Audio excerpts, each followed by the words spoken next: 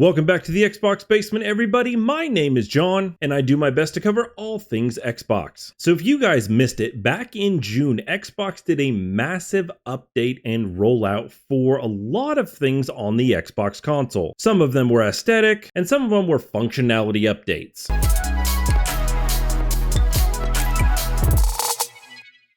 And in my last video, I talked about the amazing effort that Xbox puts into its adaptive controller. And now with this update for the adaptive controller, each port on this adaptive controller is going to support up to 12 buttons, a second stick, and a hat switch. Now the adaptive controller has a ton of inputs already, but this really shows Microsoft's overall commitment to improving this controller. And if you're using the Elite controller 2, you may have had this issue where your controller actually disconnects while using a headset. Now I was just used my Series 1 and never really felt like I had an issue with it, but if you're using a Series 2, grab this update from the Xbox Accessories app. So a while ago I talked about Xbox's Project Keystone. Project Keystone was a dedicated streaming box that did nothing except stream Xbox Game Cloud. And we saw a little bit of it right here in this picture that was posted by Phil Spencer back in April of 2023. And since then, Microsoft has actually filed a patent for this, which may not seem like it makes sense because in my previous video, we talked about how Xbox is moving away from its own independent streaming box and relying more on third parties like Samsung or Amazon. So you're probably asking yourself, John, why are you bringing this up? Because Windows Central just posted an article talking about what Keystone actually looks like. I will put a link in this article if you want to read the whole thing, but tell me what this reminds you of. If you answered the Sega Dreamcast, you are absolutely correct. Gold star for you. Because this is what it makes me think of with the circular lid. Now I know this is not a lid because there's no disk drive in here, but I thought this was a really cool throwback to the Dreamcast style. Of course, these were just prototype ideas, but it's something to muse over and see the potential and the direction that Xbox is actually going. And with rumors of a handheld on the horizon, I think we're going to see more of this smaller hardware. The Xbox team is changing yet again. The Xbox Chief Marketing Officer Jarrett West is leaving Microsoft and going to Roblox. And this is somebody who's been in marketing a long time. So he was originally marketing with Netflix, and this is actually the second time that he has left Microsoft. Now in this article, it states that Microsoft is losing another key person. But as the song goes, I've got friends in low places. However, this is exactly the opposite, with Phil Spencer thanking Jarrett for everything he's accomplished, including the launch of the current Xbox Series S and X, and he goes on to state that Roblox is an important partner for Xbox. So in a sense, this is not actually a loss, it's a moving from one team to another. And when that first team is supporting the second team, there's still going to be things in communication, things in line. Now, of course, Roblox is on multiple platforms, but to me, this is more like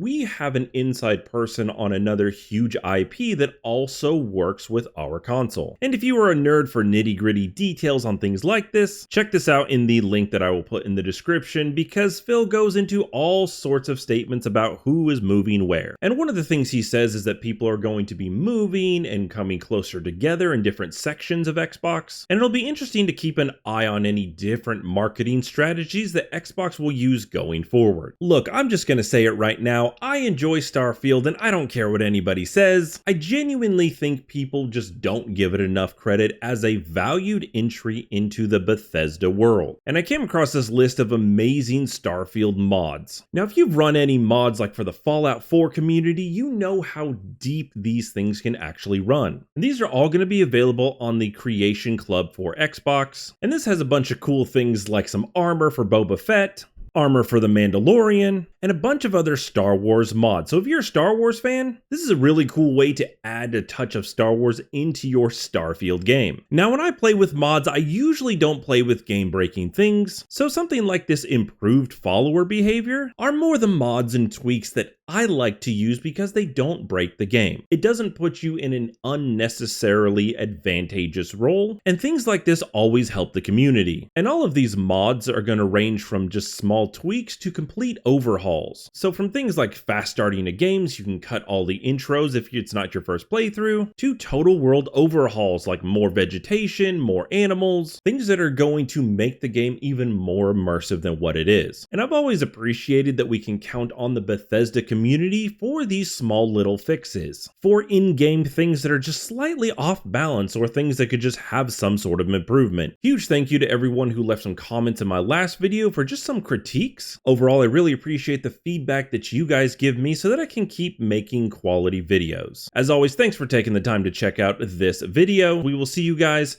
in the next one.